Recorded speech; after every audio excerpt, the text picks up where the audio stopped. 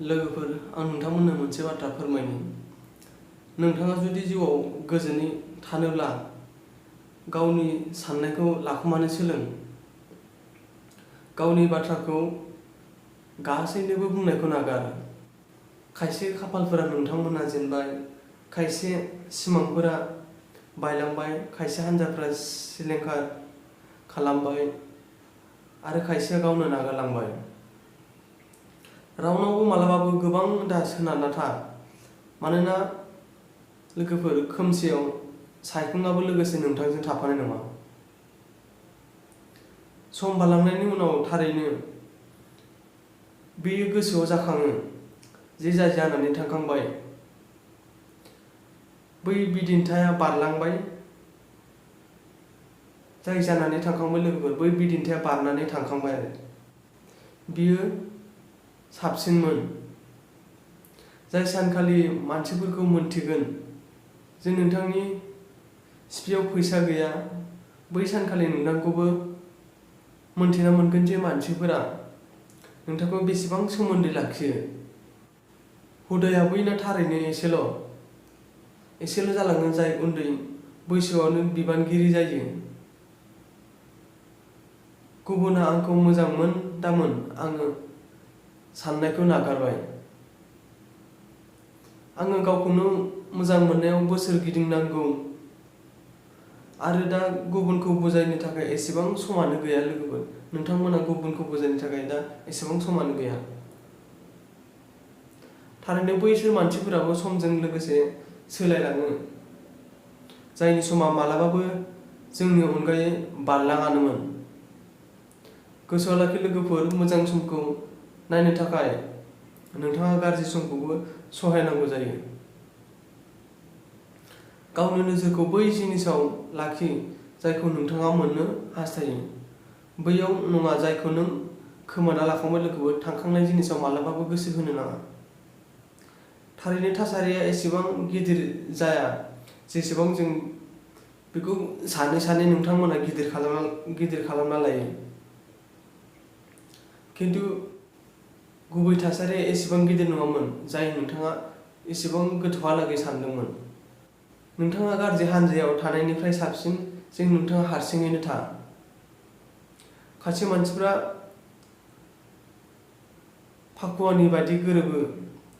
बेयो जेबो गाब लागाया, नाथाय नोंथांनि जिउखौ गाब गोनां खालामना होलाङो लोगोफोर।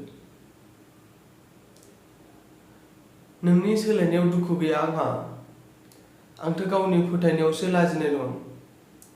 सिरि थानायाबो मोनसे गोथौ सिन्था लोगोफोर। सिरि थानायाबो मोनसे गोथौ सिन्था खालामनाय आरो सानै हनै बुंनायाबो लोगोफोर सासे गियानिनि खामानि एबा गुबै मानसि। गिनायखौ फोजोबनायनि मोनसेल' राहा दं, जे गिनाय गैयै साहसि जानानै बेजों थाफानाय। गोरोन्थि मानसिखौ आसा खालामनाया गावनि जिउखौ दावहायाव नांनाय बायदि। गासै समावनो अनलायबाय थाग्रा मानसिफ्रा लोगोफोर गुबै जिउआव गोबां हारसिं जायो। थारैनो जों एखे सोमोन्दोखौ सिफायनो गियो, जायखौ जों गोबां सिगाङावनो सिखांखानाय जायो। रावखौबो जेबो फाराग गोग्लैया लोगोफोर जे नोंथाङा बबे थासारियाव थांना थागासिनो दङ। नोंथाङा गावबा गावनो गावनि थासारिखौ सोलायनांगोन। गोसोआव लाखि लोगोफोर, सैथो सोमोन्दोआ गोबां नाजायो। सैथो जिउआ अब्लासो फैयो जेब्ला मोजां मोनलायनाया आद्रा जायो आरो मोननो हाबिलासो गोबां जायो। खायसे गोरोन्थि जायोब्ला लोगोफोर निमाहा हो। खायसे मोजां मोनो अब्ला नोंथाङा बेखौ गोसोखां। अननाय आरो सनमाननि थाखाय गाहाय जा, नाथाय गाहाय जानानै अननाय आरो सनमानखौ लोगोफोर माब्लाबाबो दाबि। नोंथांनि दिनैनि खस्थ'आ नोंथांनि सिमांनि साबि। मानसिफ्रा बुङो जे निमाहा होनो नांगौ, नाथाय सुबुंनि गोरोन्थिया निमाहा होजायो थगायनाय नङा लोगोफोर। बोलोगोराया बे नङा जाय देहानि गोख्रों, बोलोगोराया बैसो जाय गावनि साननायनिफ्राय गोख्रों जायो। मा जुग फैखोथाय लोगोफोर, जाय मानसिफ्रा गाज्रि बैसोरनि समा मोजां आरो जाय मानसिफ्रा मोजां बैसोरनि समासो गाज्रि। अननाय आरो फोथायनायनि अरायनि बादि हिंसा जाना थाबाय। ना फोथायनायनिफ्राय अननाय मोनो आरो ना अननायनिफ्राय फोथायनाय मोनो। लोगोफोर, सोरखौबा निमाहा होनाया थारैनो गोरलै जानो हागौ, नाथाय नैथि खेब बै मानसिखौ आसा खालामनो गोबां गोब्राब जायो, नङा होमबा लोगोफोर?